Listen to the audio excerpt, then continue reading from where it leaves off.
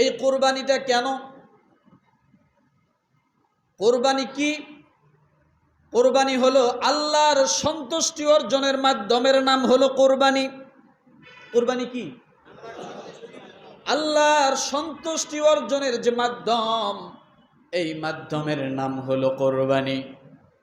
এটা পশু জবাই হতে পারে, বিভিন্নভাবে হতে পারে। অর্থাৎ আপনি নামাজের জন্য আসছেন, উজু করেছেন, পায়ে হেঁটে রোদের মধ্যে কষ্ট করে আসলেন, এই যে ত্যাগ স্বীকার করেছেন, কাজকে ফালায় দিয়েছেন, ব্যবসাকে বন্ধ করেছেন, আল্লাহ বলেন বান্দারে এটাও আমি আল্লাহ কোরবানির মধ্যে শামিল করে দিলাম। অর্থাৎ এটা কেন? আল্লাহকে সন্তুষ্টি করার জন্যই তো আমরা এখানে আসছি, কথা ঠিক কিনা? তো আল্লাহকে সন্তুষ্টি করার যে কাজ এবং যে মাধ্যম, যে জিনিসের দ্বারাই হয়, সেটাকে কি বলে? তাহলে কোরবানি কি, এটার পরিচয় আমরা পেলাম। এবার দ্বিতীয় নম্বরে কোরবানিটা কেন, কথা ঠিক কিনা?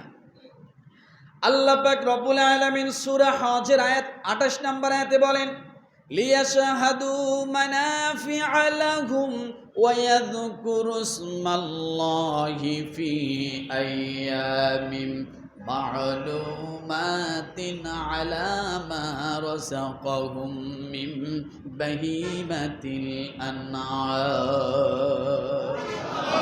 কুরবানি কেন? আল্লাহ তাআলা বলেন এ কোরবানি হলো তোমাদের জন্য দুনিয়া এবং আখিরাতের সমস্ত কল্যাণের জন্য আমি আল্লাহ কোরবানি তোমাদেরকে দিয়েছি। কোরবানি কেন বলেন তো? আমাদের কল্যাণের জন্য। সোজা বলেন আমাদের, সকলে বলেন আমাদের দুনিয়া আখিরাত, দুনিয়া এবং আখিরাতে আমাদের কল্যাণের জন্য কোরবানি। আমার ভাইরা, এই কোরবানিটা কেন? এক নম্বরে ভালো করে বুঝুন, আল্লাহকে সন্তুষ্টির জন্য এবং আমাদের দুনিয়া এবং আখিরাতের কল্যাণের জন্য। দ্বিতীয় নম্বরে বলা হয়েছে এই কুরবানি কেন?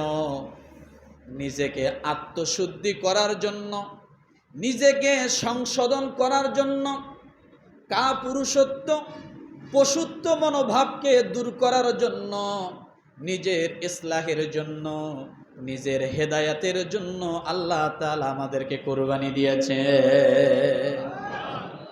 কিসের জন্য? আত্মশুদ্ধি, নিজেকে সংশোধন। কোরবানির পশু জবাই করার দ্বারা আমি কি হই? সংশোধন হই। কি হই বলেন তো? রমাদান বুঝায় যায় একটু, তাহলে বুঝতে সহজ হবে আত্মশুদ্ধি কি। রমাদান মাসে রোজা রেখেছি, রোজার ভুল ত্রুটিগুলো মুক্ত করার জন্য, পরিশুদ্ধ করার জন্য আমরা কি করেছিলাম বলেন তো? কি? সদকাতুল ফিতর আদায় করেছিলাম। এই সদকাতুল ফিতর আদায়ের মাধ্যমে আমাদের রোজার সমস্ত ভুল ত্রুটিগুলো কি হয়েছে? মুক্ত হয়েছে, তাই না? এই কোরবানি হলো হজের একটা অংশ। কিসের অংশ? হজের একটা অংশ। ফিতরা যেমন রমাদানের একটা অংশ হয়ে গেল, কোরবানি হলো হজের একটা অংশ।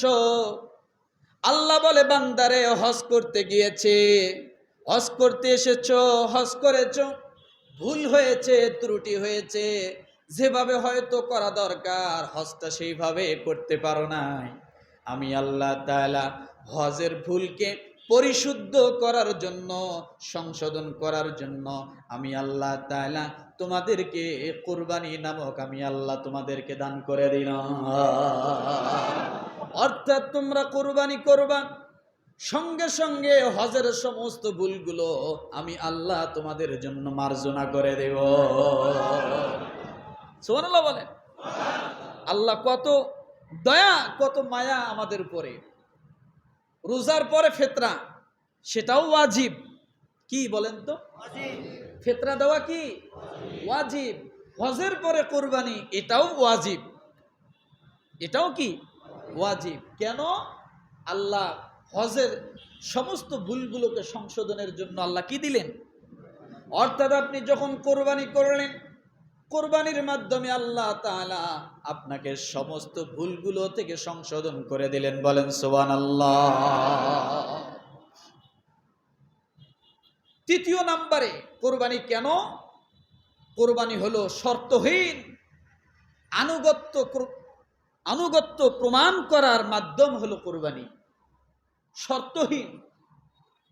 কেন শর্তহীন? কোরবানিতে অনেকের দামাকে ধরবে না। পশু জবাই কেন করব? একটা পশুকে কেন হত্যা করবে? এমন প্রশ্ন আসে না? আসে কি না? আল্লাহ বলেন কোন যুক্তি চলবে না, এটা আমার হুকুম। এটাই সবচেয়ে বড়, এটাই আনুগত্যের প্রমাণ। কেন এ শব্দ তোমরা ব্যবহার করিও না যে আমি কেন কোরবানি করব, দরকার নাই। এটা আমার হুকুম, এটাই সবচেয়ে বড় কথা। কথা ঠিক কিনা? আমার ভাইয়েরা, কোরবানি কেন? চতুর্থ নাম্বারে আল্লাহ তাআলা এই জন্য কোরবানি দিলেন তাকওয়া অর্জনের জন্য। কিসের জন্য? জোরে বলেন। যে ব্যক্তি কোরবানি করলো, সঙ্গে সঙ্গে আল্লাহ বলেন লা ইয়ানালাল্লাহা লুহুমুহা ওয়ালা দিমাউহা ওয়ালাকিন ইয়ানালুহুত তাকওয়া মিনকুম। আল্লাহ বলে বান্দারে, তোমরা যে কোরবানি দাও, এর রক্ত আমি নেই না, এর গোশত আমি নেই না, সব তোমাদের মাঝেই থাকে।